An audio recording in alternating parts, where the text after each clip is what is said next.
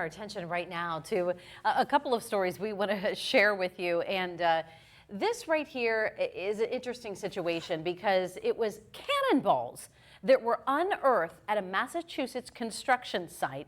They were later destroyed by explosive experts. But, you know, just think about coming to a site to do your job. They're just digging a trench, and all of a sudden they start digging up cannonballs. Yeah. All right. You never know what you'll find. Yeah. And apparently there was 41 that were found, well, I'm not sure exactly how many.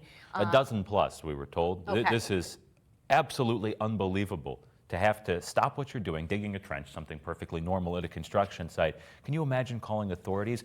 Hi, we need you to come get rid of the cannonballs we found at our site. Yeah, imagine crazy how things long happen. They've been there Yeah.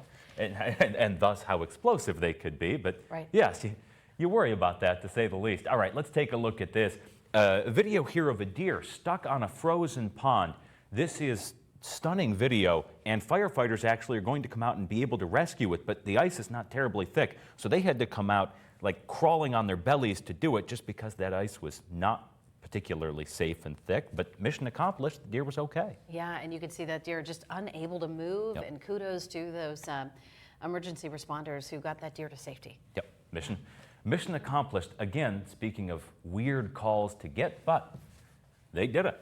Yeah, we want to talk right now about something that we mentioned in the last half hour on Erie News Now at 5 o'clock. If we could get this going over here. There we it go. is. And it's all about impaired driving. There was a meeting of the mind, so to speak, today, and they gathered at Penn West Edinburgh to discuss, even learn more about emerging drugs that might be impairing drivers nowadays. This meeting organized through AAA, the Pennsylvania DUI Association, and PennDOT. Our Philip Ward had a report last night about just how many DUI arrests there were and DUI-related crashes there were during the Thanksgiving holiday. The numbers will blow your mind even here in Pennsylvania. Almost makes you scared to get behind the wheel of a vehicle. So something like this, hugely important. Yeah, and our Tom Kowalski will have more on this coming up on Erie News Now at 6.